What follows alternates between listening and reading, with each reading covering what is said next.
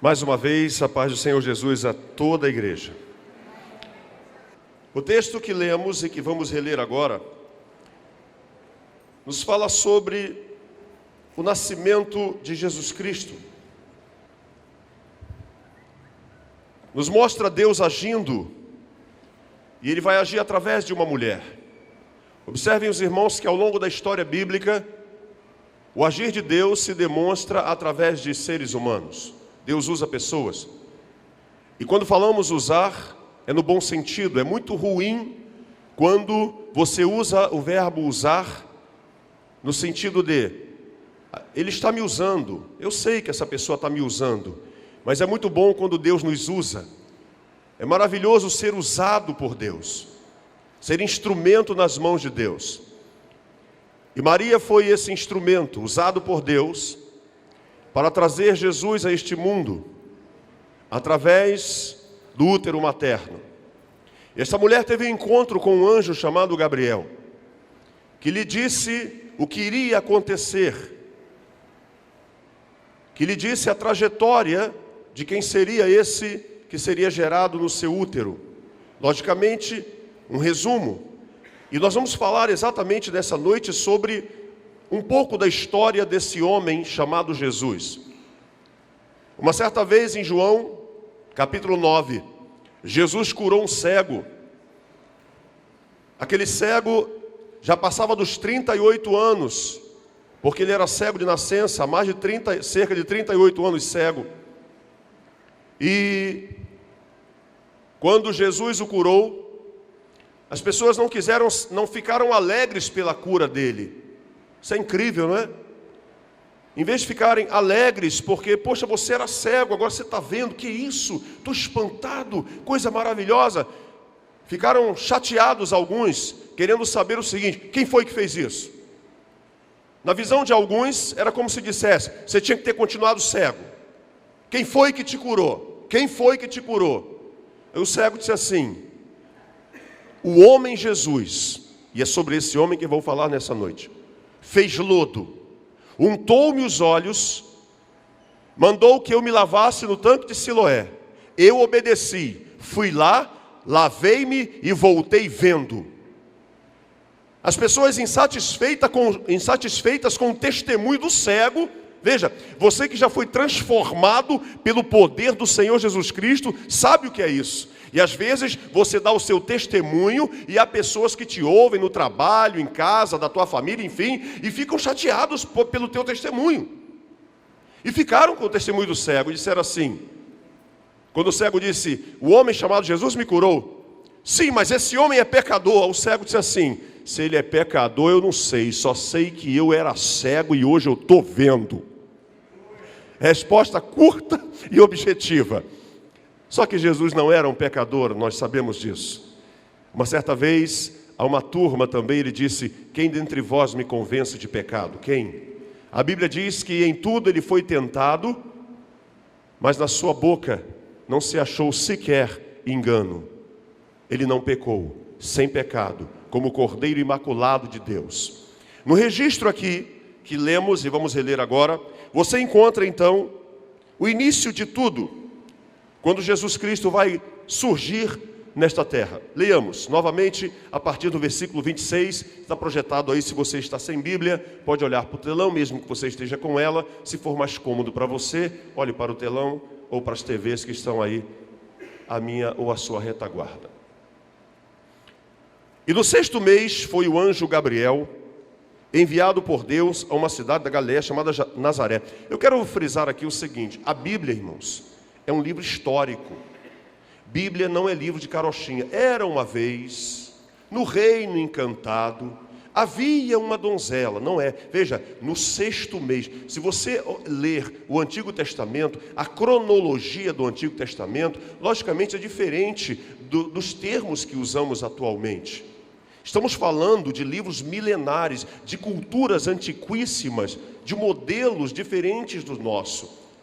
Então, por exemplo, no Antigo Testamento, quando se quer falar de datas, não se fala de uma data como temos agora, por exemplo, 24 de abril de 2016. Na cronologia bíblica vai dizer, e nos dias do rei Uzias, ou seja, na época em que esse rei estava no poder, nos dias de Nabucodonosor, assim a Bíblia vai colocando a cronologia, vai dando datas e dá lugares. Data, lugar, nome de pessoas, isto é história, isso é comprovado. Então aqui acontece a mesma coisa. Diz aqui que no 6º mês, o anjo Gabriel foi enviado por Deus a uma cidade da Galileia chamada Nazaré. Por isso, Jesus também é chamado de Jesus de Nazaré. A uma virgem desposada com um homem cujo nome era José, da casa de Davi. E o nome da virgem era Maria. E entrando o anjo onde ela estava, disse, salve, agraciada, o Senhor é contigo. Bendita és tu entre as mulheres. E vendo-a, turbou-se muito com aquelas palavras e considerava que saudação seria esta.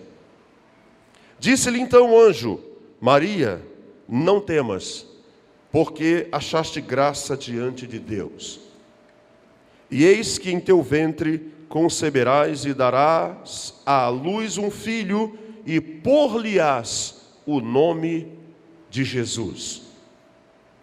Este será grande, e será chamado Filho do Altíssimo, e o Senhor Deus lhe dará o trono de Davi seu pai, e reinará eternamente na casa de Jacó, e o seu reino não terá fim. Em outras palavras, ele será imbatível, indestrutível. Ele não será derrotado.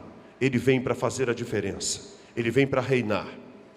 Muito bem, eu quero antes fazer lembrança de alguns registros no Antigo Testamento que vão culminar aqui.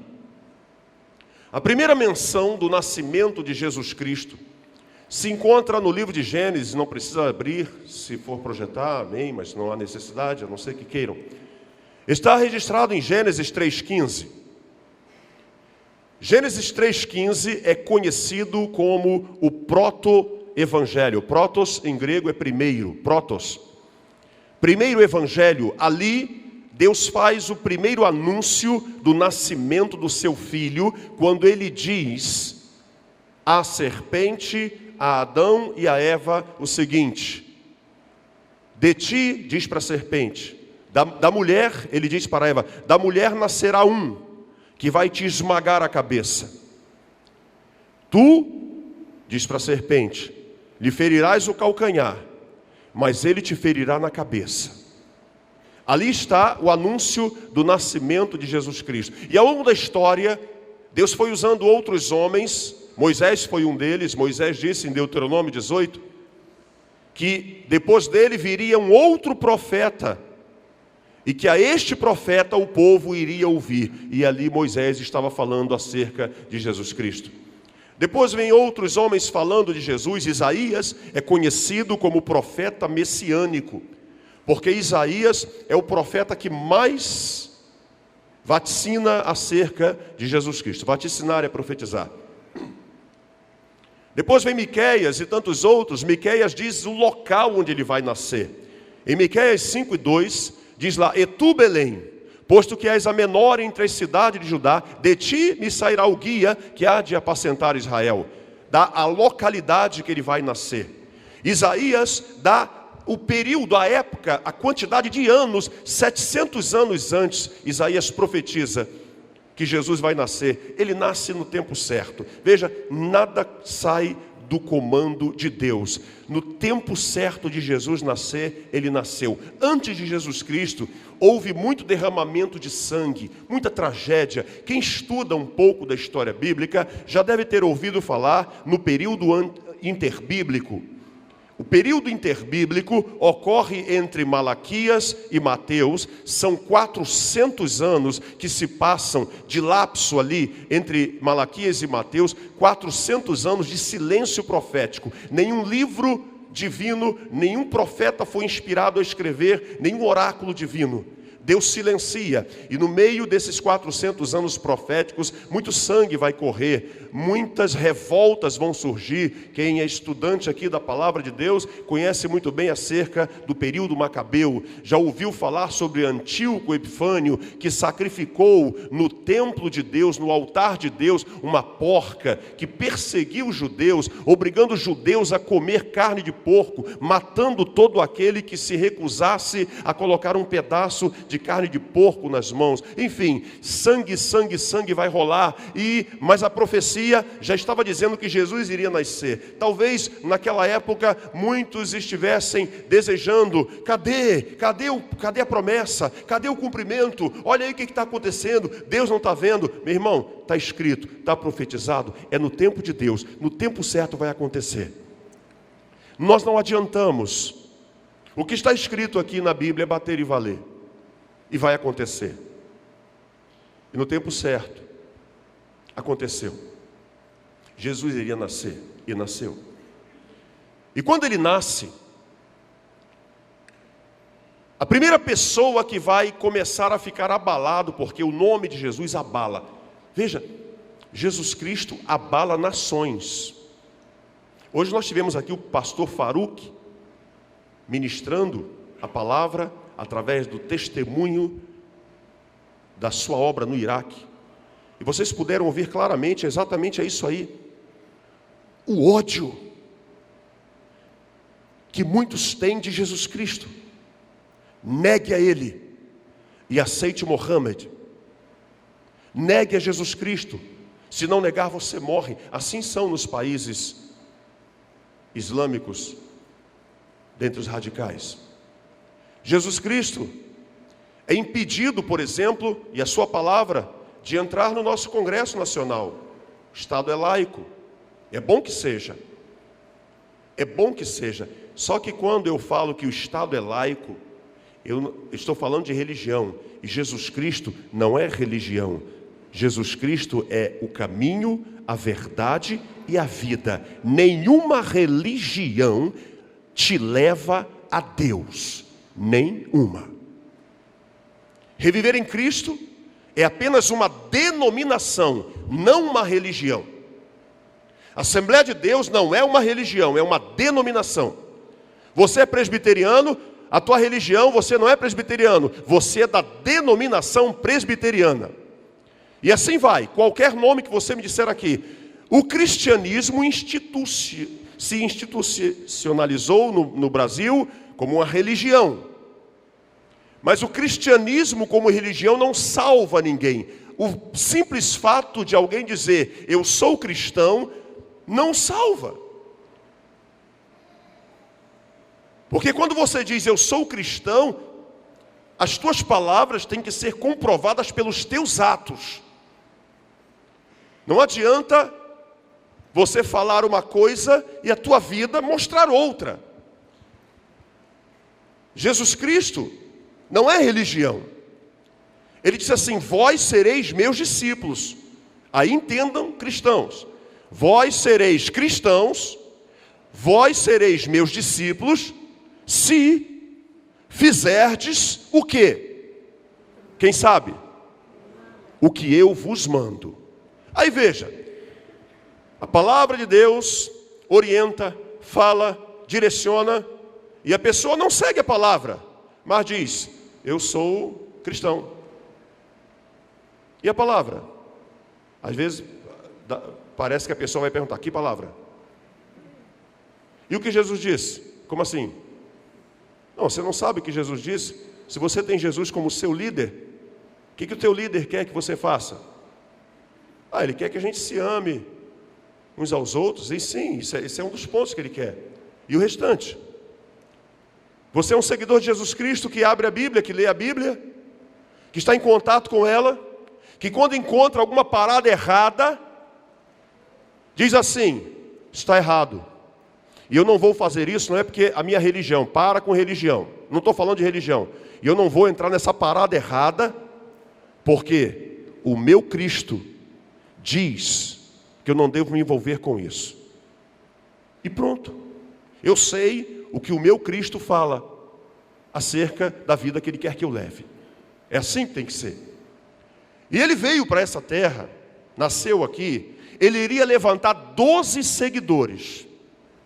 Agora uma coisa interessante, e eu vou voltar à questão do abalar, porque o primeiro que ele abalou foi Herodes, ele abala mesmo, abala nações, abala estados, abala famílias. Nós tivemos aqui casos, aqui na igreja, Humberto, foi um dos jovens senhores, um jovem senhor, Humberto, congregou aqui conosco muitos anos, ele foi expulso de casa.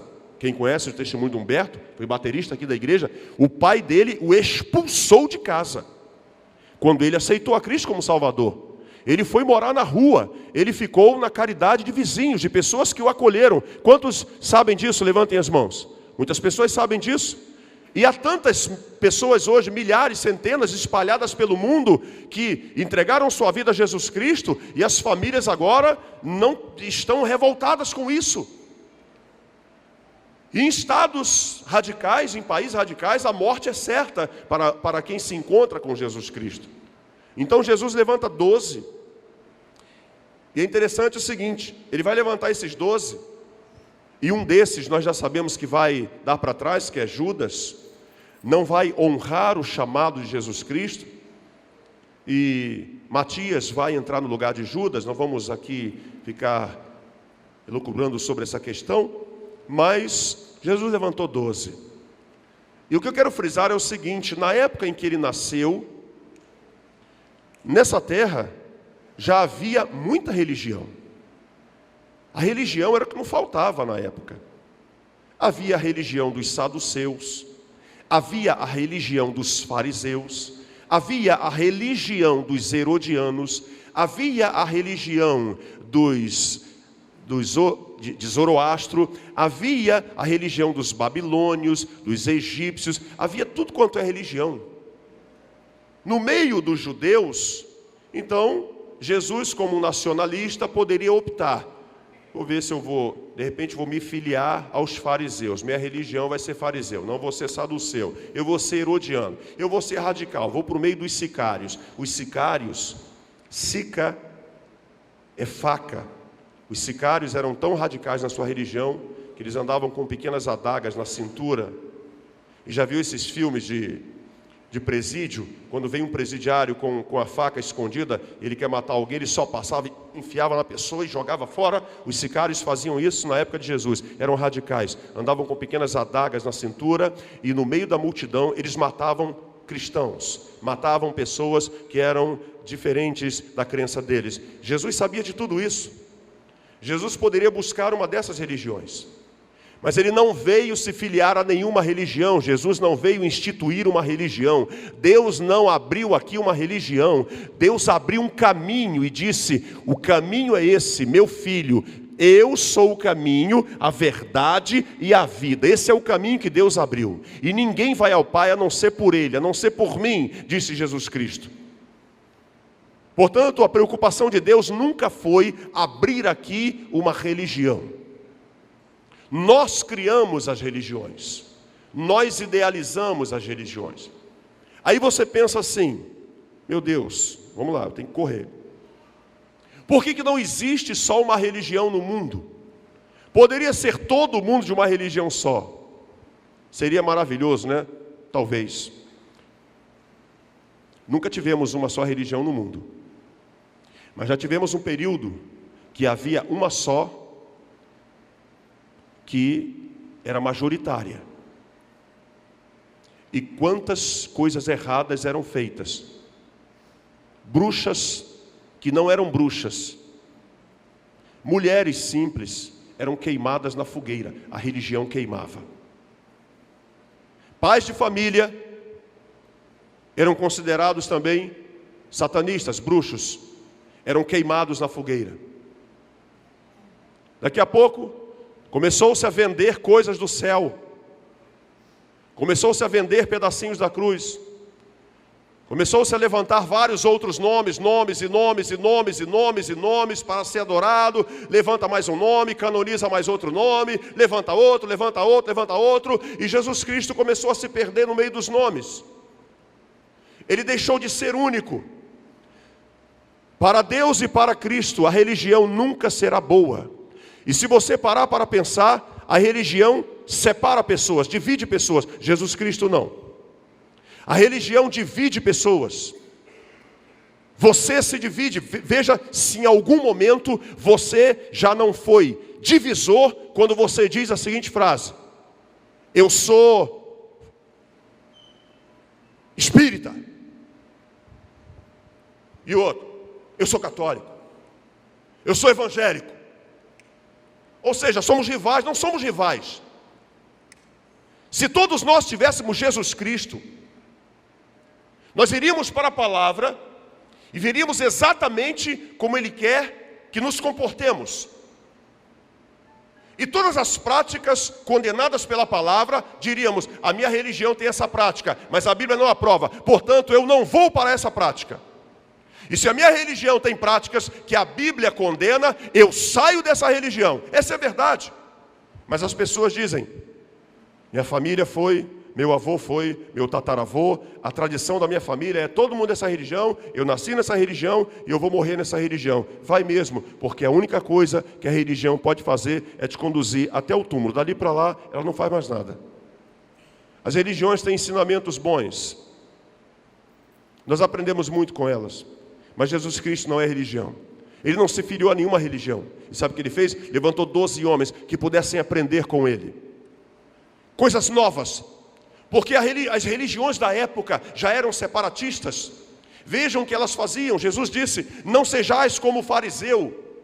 Aquele fariseu que foi para o templo e foi um outro homem simples, comum do povo, e o fariseu levantava a mão, orava alto e dizia: ó Deus, eu te agradeço, porque não sou pecador como aquele homem. E está lá o pecador realmente batendo com a mão no peito, tadinho, sendo acusado pelo religioso, sendo acusado.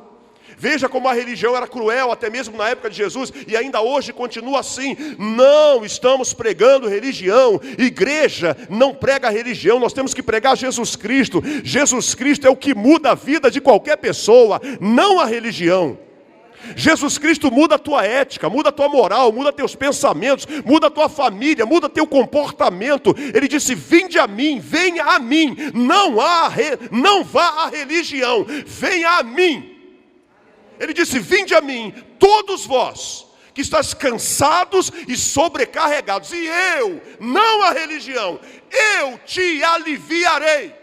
A religião não te alivia, Jesus vai te aliviar. Ele disse: eu vou te libertar, eu te aliviarei. Toma sobre você o meu jugo. Mas as pessoas tomam o jugo da religião. Minha religião não permite. Minha religião fala isso, isso e isso e isso. Vá para a Bíblia. Se Jesus Cristo é aquele em que você crê realmente, a vontade dele está expressa na Bíblia. Vá para a Bíblia. Pare de pensar em religião, pense nele. Ele levanta esses 12 homens e vai tirar da cabeça desses homens conceitos distorcidos da religião. Por exemplo, em João 8, veja a religião querendo matar alguém. João capítulo 8, Jesus está em mais um de seus dias de ensino, quando de repente chegam fariseus e escribas. Fariseus, exímios conhecedores da lei, escribas, doutores e copistas da lei. Os caras sabiam demais.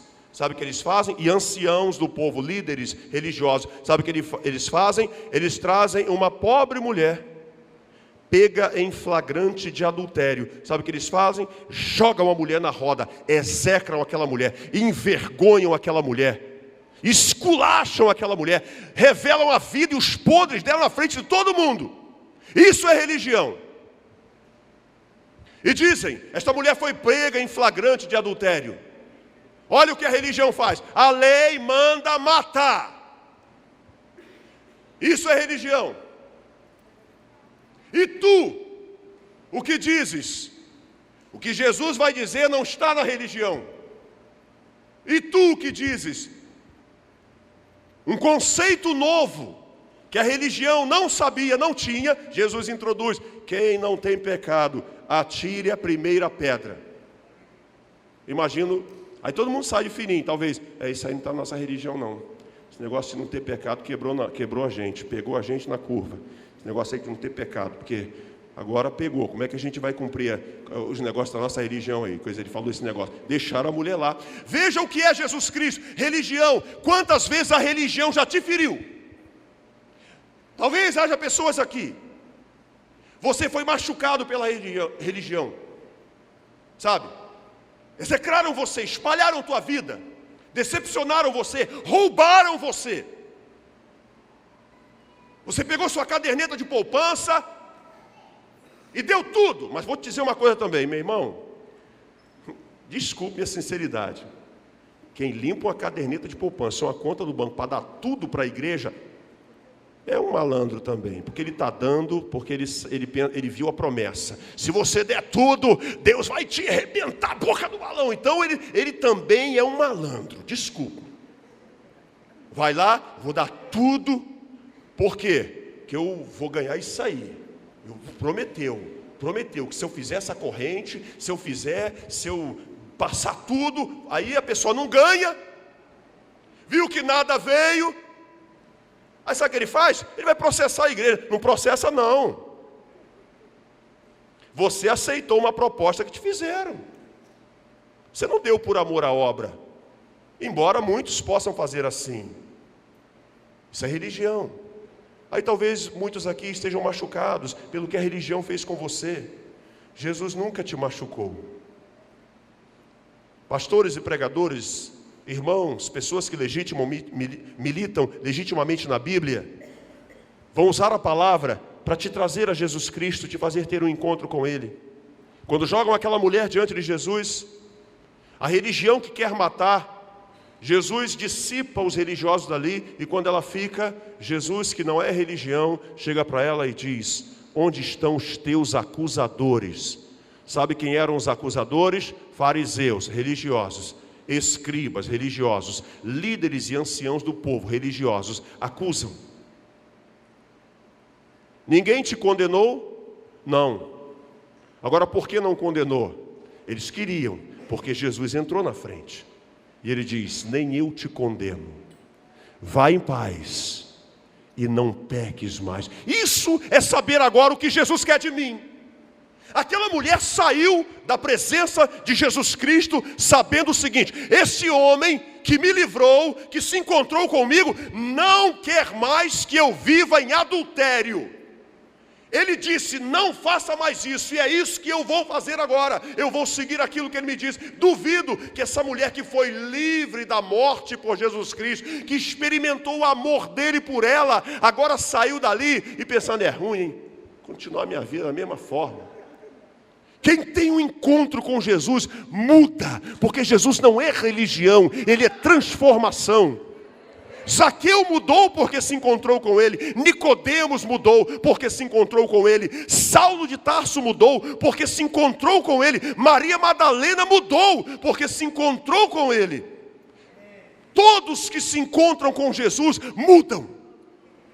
Se você não mudou ainda o teu caráter, tua índole, tuas concepções, pense se você realmente teve um encontro com Jesus Cristo. Muitas pessoas o conhecem, mas não tiveram um encontro com Ele. E até hoje, você fica se perguntando: qual é a religião correta? Nenhuma é correta, porque Deus nunca instituiu uma religião. Jesus Cristo veio a esse mundo para salvar todo aquele que nele crê, para que não pereça e que tenha vida eterna. Jesus Cristo é o nome que você tem que apegar, porque Atos 4:12 diz: não há dado entre os homens, nem no céu, nem embaixo na terra, outro nome. Agora, irmãos, desculpem a brincadeira, tem que desenhar. Tem que desenhar. Olha o que a palavra diz. Quando a gente fala assim: você não entendeu, eu vou desenhar. Não há. Projeta aí Atos 4:12. Projeta aí, por favor.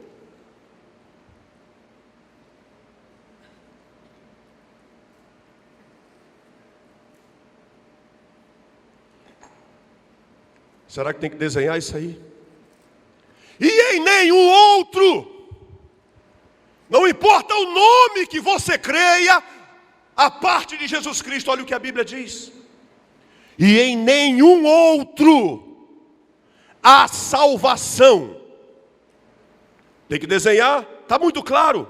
Porque debaixo do céu, nenhum outro nome há dado entre os homens, pelo qual devamos ser salvos. Então pare e pense. Minha religião me deu nomes. Nomes para eu me prostrar, nomes para eu orar, nomes para eu adorar. Olha o que a Bíblia diz, não há outro nome. Nomes que eu, para rogar por mim, para falar com Deus, sei lá o quê. Olha o que a Bíblia diz, não há outro nome. Jesus Cristo é o único nome. O único. Isso vale para o mundo inteiro. Eu não estou falando em termos de Brasil. Vá para o Japão. O Japão tem cerca de 5 milhões de deuses. 5 milhões de nomes. As pessoas se perdem em tantos nomes. Os nomes começam a ser, por exemplo, por que você escolheu aleatoriamente? Escolhi aleatoriamente. É como alguém que torce pelo Flamengo. O Flamengo está perdendo muito, agora eu vou torcer pelo Vascaíno, pelo Vasco. Aí vem que o Vasco não ganha nada também, vou para o América. Estou cansado. Qual é o time que está ganhando? Eu quero ir para o time que está ganhando. Não é assim, não. Esse nome nunca vai perder. Você está do lado do nome que Deus diz em Colossenses, que Deus lhe deu um nome que é sobre todo o nome, e ao nome dele todo joelho se dobrará nessa terra. Todo joelho. Esse é o nome.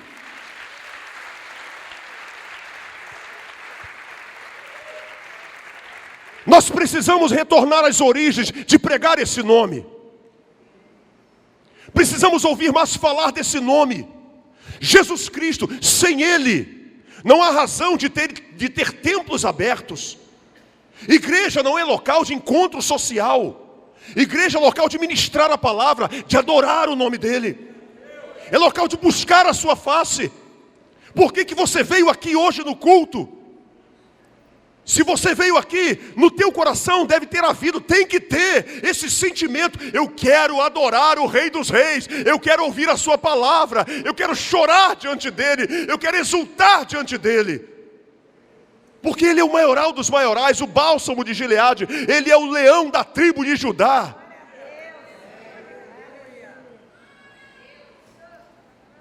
E Jesus pega esses 12 discípulos, irmãos, vou te falar. Qualquer líder aqui hoje, gerente, diretor de empresa, condenaria Jesus pela escolha que ele fez. Você hoje não escolheria o que Jesus escolheu. A gente sempre quer procurar os melhores. Nós temos que treinar pessoas para que eles sejam os melhores. Jesus pegou 12 pescadores. Mas sabe, na época de Jesus, tinha homens como Hillel, como Shammai, como Nicodemos, como Gamaliel.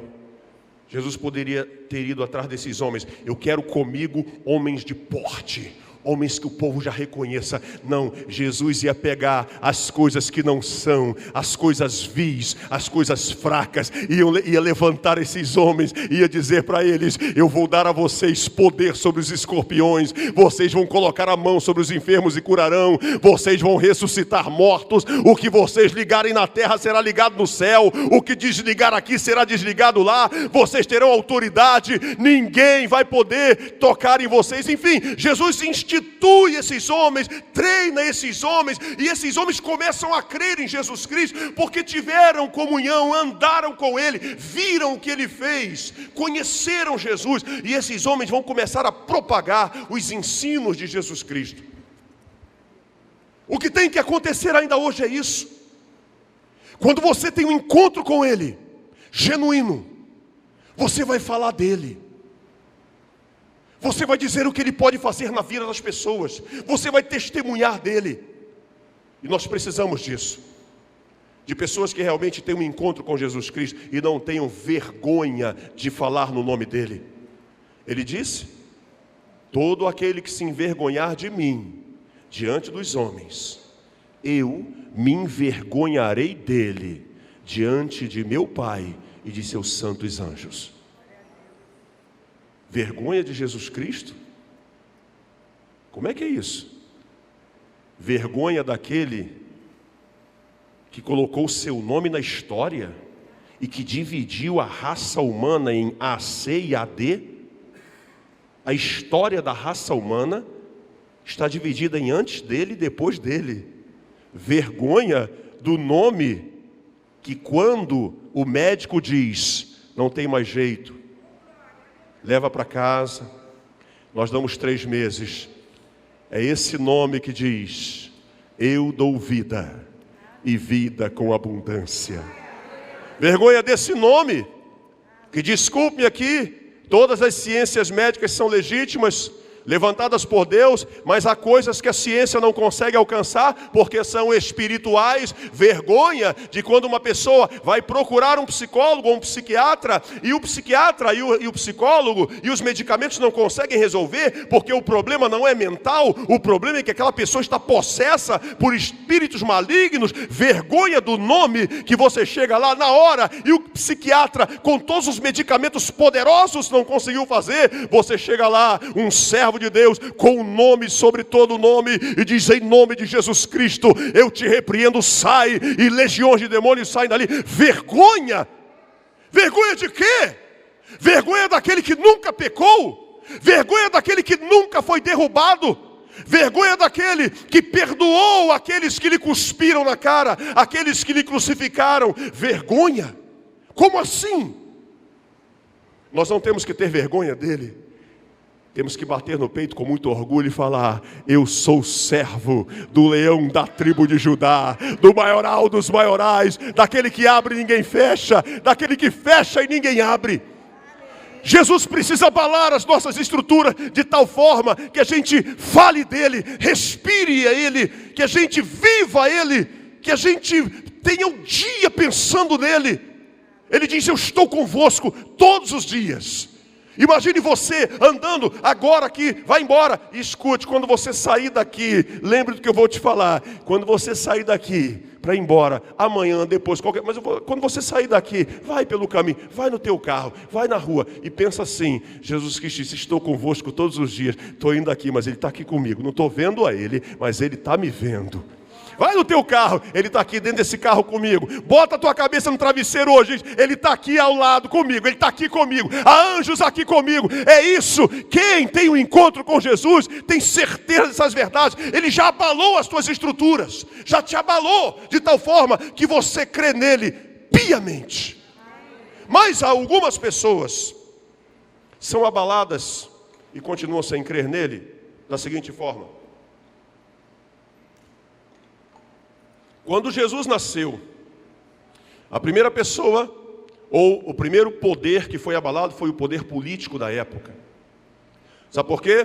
Porque a promessa é que nasceria o rei dos judeus. E sabe quem era o rei dos judeus na época? Herodes. Herodes era um rei colocado pelo Império Romano, mancomunado com o Império Romano.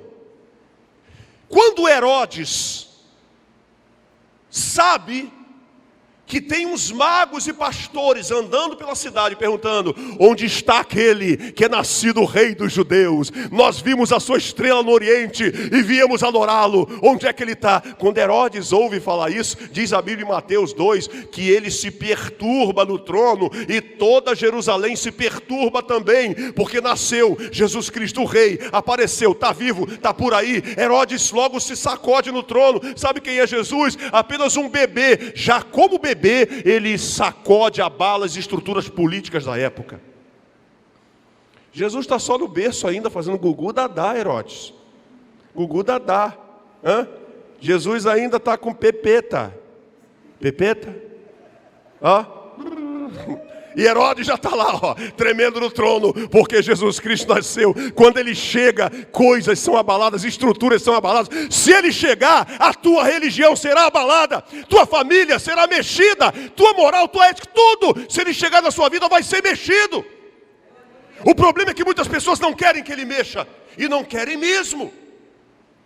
E eu vou te mostrar que na Bíblia agora, abra um parênteses aqui, não faz parte da mensagem, mas já que toquei no assunto, veja, Jesus Cristo, não, na verdade faz parte. Eu vou adiantar logo. Ele sacudiu Herodes, sacudiu o poder político da época. Agora ele vai abalar, sabe o quê? Ele vai abalar o império das trevas. É aí que eu vou dizer que muitos não gostam que Jesus entre, porque ele vai mexer nas estruturas. E mexe mesmo. Se Jesus entrar, teu estilo de vida vai mudar. Teu nível de vida muda também. Sabe por quê? Tudo que é errado, você vai parar de fazer. E aí às vezes o nível tem que baixar. Coisas erradas, financeiras, tem que começar a deixar de existir.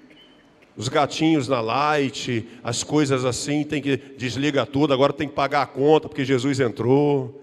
O nível de vida baixa. As pessoas não querem às vezes, a vida moral, os lugares que você frequenta, o seu vocabulário, tudo vai mudar. E aí as pessoas vão dizer, tu agora é cafona, quadrado, sei lá mais o que, vão te encarnar, e você não está disposto a enfrentar tudo isso. Vamos a uma comparação bíblica do que eu estou falando, de pessoas que não querem que Jesus chegue para abalar as estruturas de sua vida, mas deixe Jesus abalar você, deixe Jesus sacudir você. Já viu quando uma árvore tem frutos maduros? Muitos pegam aquela árvore, vamos falar de uma árvore, logicamente se possa fazer isso, ninguém pode fazer isso com a jaqueira, mas você pega um limoeiro, um laranjal, um pé de laranja, e você sacode, e as maduras fazem o quê? Caem. Vou te dizer, quem cai primeiro, que está maduro ou que está podre? Pois é isso que Jesus quer fazer. Nós somos essas árvores. Ele quer nos pegar, dar uma sacudida, e o que está podre vai cair. O que está podre vai cair, tu só tem a ganhar, porque ele vai tirar o que está podre da sua vida. Se ele chegar, ele só quer sacudir você, mas a sacudida, às vezes tu se sacode, se balança todo, e aí, mas vai cair o que está podre. Daqui a pouco você se sente leve, andando na rua. Já sentiu o prazer de chorar do nada? Chorar do nada, não é chorar de tristeza, não é chorar porque você tem que pagar alguém, não tem dinheiro, como é que eu vou fazer? Não é chorar porque alguém está doente, como é que vai ser? É chorar do nada, é você estar andando na rua assim normal, daqui a pouco você olha para o céu azul, olha um pássaro na árvore, olha um bichinho que atravessa a rua, sabe, nas mínimas coisas, você começa a pensar em Deus, e as lágrimas começam a descer, e você começa a chorar e falar, Senhor, obrigado, Tu és bom, Tu és maravilhoso. Do nada, é isso, essas experiências, essas estruturas. O teu filhinho vai chegar para você, viu aquele pai sempre durão, carrancudo, aquela mãe rígida, e aí você vai estar chorando, e a filhinha vai chegar e falar, mamãe está dodói, porque não está acostumada a ver você assim.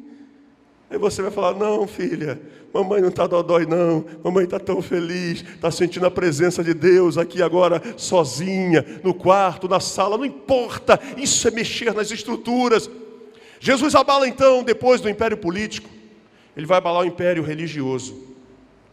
Não, melhor deixa eu falar sobre o império das trevas, porque eu estou aqui no link dessas estruturas.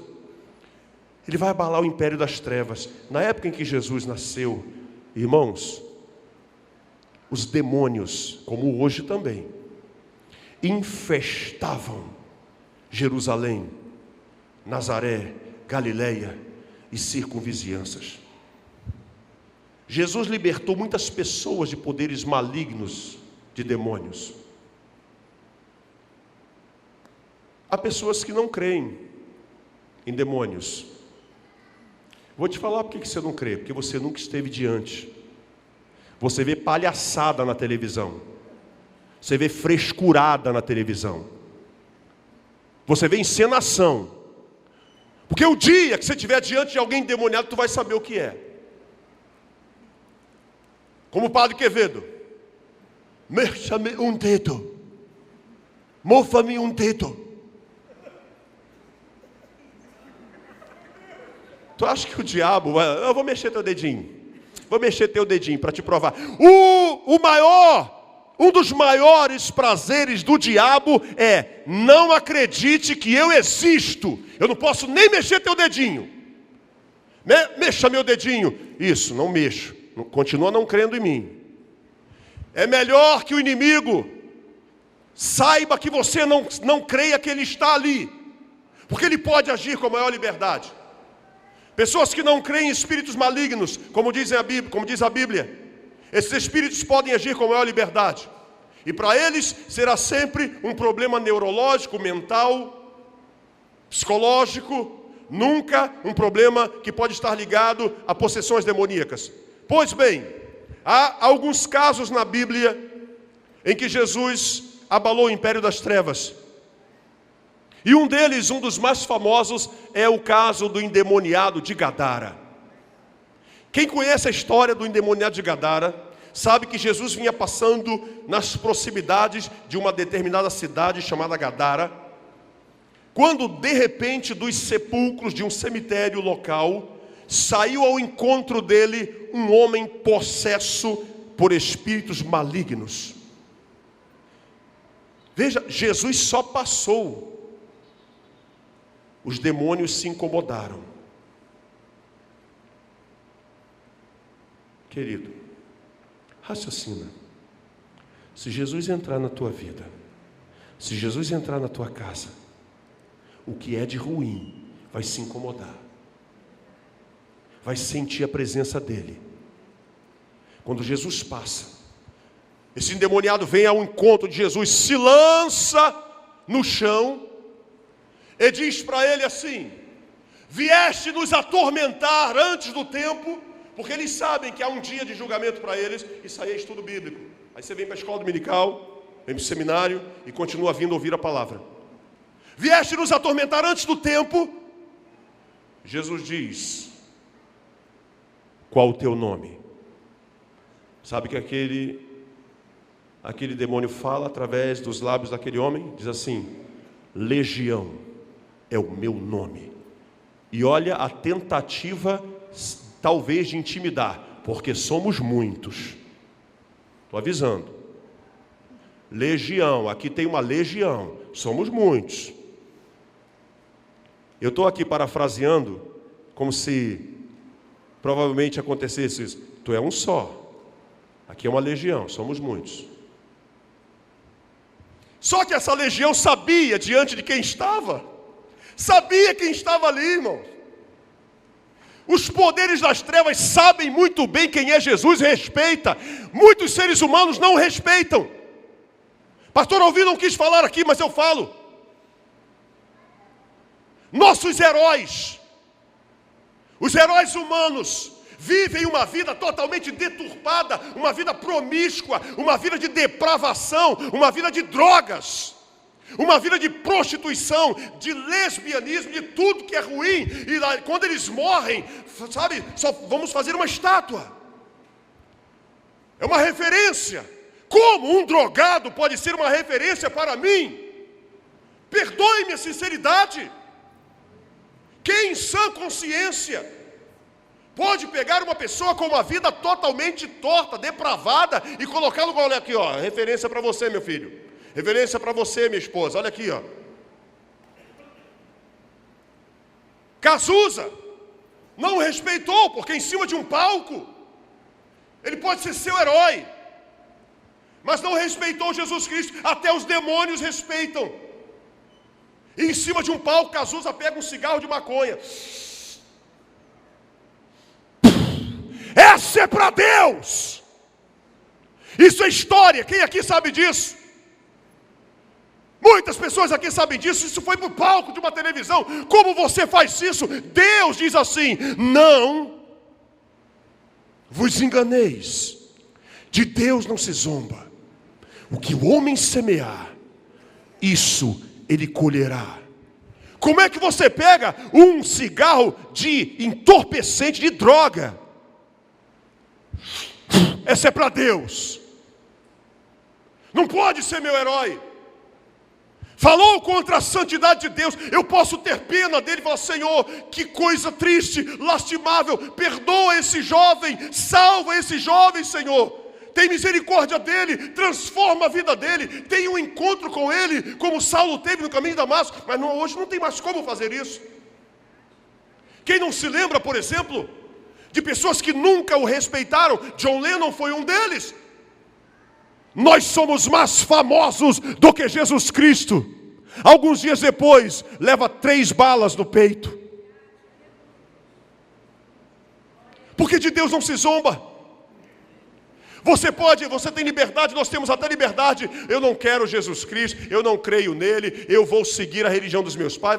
Mas querido, Jesus Cristo é Jesus Cristo. Ele te ama. Ele quer te salvar. Não dê as costas para ele. Mas se você não quer, respeite-o. Nosso primeiro presidente civil, Tancredo Neves, na época em que foi eleito, ele disse: se eu tiver a maioria dos votos no Senado, nem Jesus Cristo me impede de subir a rampa. Isso é história. Ele subiu a rampa, mas subiu em um caixão. Porque a Bíblia diz que Deus deu a ele um nome que é sobre todo nome. E a esse nome todo joelho se dobrará. Jesus Cristo, esse é o Cristo que eu creio. Esse é o Deus que está aqui nessa noite. Esse é aquele que eu prego. Esse é aquele que tem que mudar o mundo. Esse é aquele que tem que entrar na TV, nas rádios, que tem que fazer uma mudança completa nesses rituais que estão na TV, que precisam de sabonete, precisam de sal, precisam de uma rosa, precisam de uma toalha, precisam de uma água, precisam de uma caneta ungida, precisa de objetos. Quantos objetos as pessoas levam para casa? E Jesus Cristo diz: ei, eu sou o nome, tudo isso é balela, creia em mim, somente em mim. É Jesus Cristo que faz a diferença. Então quando ele chega para esse endemoniado, Michel, pode subir. Pode subir aqui, senão eu não paro. Ainda falta 2 partes. Fazer igual o pastor Semar. Vou pregar em 2 partes. Está me ouvindo aí, né, Vaso? Vou pregar em 2 partes. Ele está ouvindo lá no Zeuá. Tchau para você, um beijo para você. Mostra a igreja aí para ele. Quem mostra a igreja para ele? Quem está mostrando? Qual é a câmera? Olha aí, ó, a igreja está te vendo também. Isso. Tá? Irmãos, quando Jesus chega diante do endemoniado de Gadara, que diz: somos uma legião, somos muitos. Meu nome é Legião. Sabe? Uma legião de soldados romanos equivale a 6.000 soldados. Não é à toa que ali ele diz: eu sou uma legião. Espíritos malignos, demônios, não são sujeitos a tempo nem a espaço. Pela lei da física, 2 corpos não ocupam o mesmo espaço. Mas no mundo espiritual, esses demônios não têm corpos. E vários deles podem assumir um só corpo. Como Maria Madalena, diz a Bíblia, tinha 7 demônios. Dentro desse homem, tinha cerca de 6.000 demônios. Esse homem não tinha mais razão, era um louco. Qualquer psiquiatra hoje, logicamente, daria o diagnóstico. Ele realmente está com todo o seu cérebro danificado, ele já está no grau mais avançado de loucura, mas a loucura daquele homem era provocada por espíritos malignos. Quando Jesus diz: qual o teu nome? Legião, são cerca de 6.000 demônios digladiando, brigando pela vida daquele homem, pelo comando da vida dele. Aí quando Jesus está ali, aqueles demônios olham para Jesus e fazem uma oração. Já viu o demônio orar? Pois aqueles oraram. Eles dizem, olham para Jesus, reconhecem que perderam, reconhecem que a casa caiu. Eles olham para Jesus e dizem: Senhor, se tu nos expulsas daqui, atende um pedido nosso. Se o Senhor nos expulsar daqui, eles nem chegaram para dizer assim: ó, Não tenta expulsar não, que a gente vai resistir. A gente é uma legião, somos muitos, hein? Olha lá, vamos pro box. Senhor, se tu nos expulsas daqui, permita que entremos naquela manada de porcos. Permita. Porque eles sabiam que Jesus podia nem permitir. –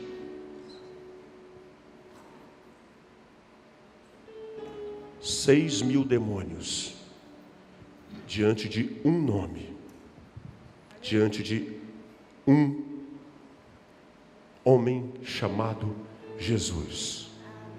É esse que está na minha vida e na sua.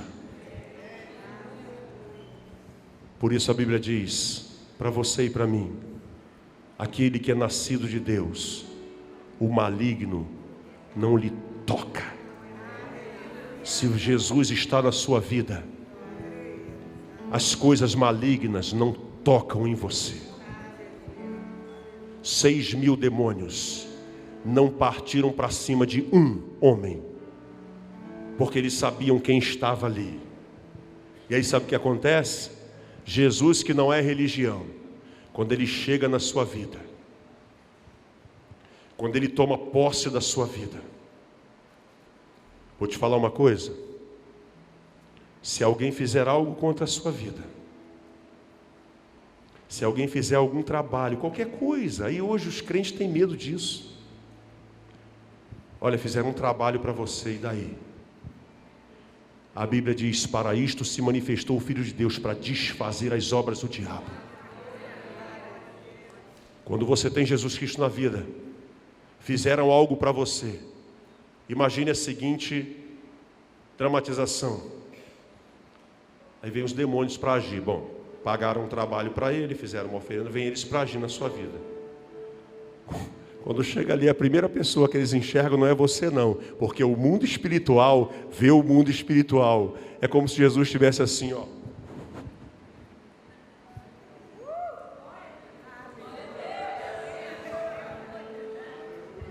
Vem aí, chega mais. Chega mais. Aí sabe o que acontece? Tem que voltar com a galinha, com a farofa, com tudo. Volta com tudo. Volta com tudo. Sabe por quê? Porque ele abala. Jesus Cristo na tua vida é segurança. Jesus Cristo não vem para te aprisionar, vem para te libertar.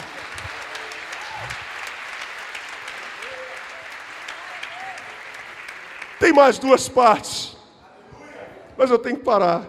Vamos ficar de pé. Obrigado, Deus, porque até aqui nos ajudou o Senhor. Obrigado, Deus, porque em todo momento que falarmos isso será a verdade, de que até aqui tem nos ajudado o Senhor. Obrigado por Tua palavra, tremenda nos nossos corações, que venha abalar nossas estruturas, que venha tirar tudo aquilo que possa atrapalhar a Tua obra em nossas vidas e através das nossas vidas. E que permaneça, Senhor, em nós tudo aquilo que é bom, que vem de Ti. Porque tudo que é bom, tudo que é agradável, diz a Tua palavra, nisto pensai. Ao sair deste lugar, não da Tua presença, como ministro da Tua palavra, eu oro dizendo que o amor de Deus, o nosso Pai, a graça salvadora do nosso Senhor Jesus Cristo e a comunhão do Espírito Santo seja com Tua igreja reunida neste lugar e com todo o Teu povo espalhado na face da terra que ama e obedece a Tua palavra, desde agora e para sempre. E toda a igreja diz: amém. Aplauda o Senhor. Deus abençoe. Um restante de noite abençoada. Uma semana de bênção, de conquista, de vitória em Cristo Jesus. Salvação, libertação no seio da sua família. Vão em paz e o Senhor vos abençoe grandemente.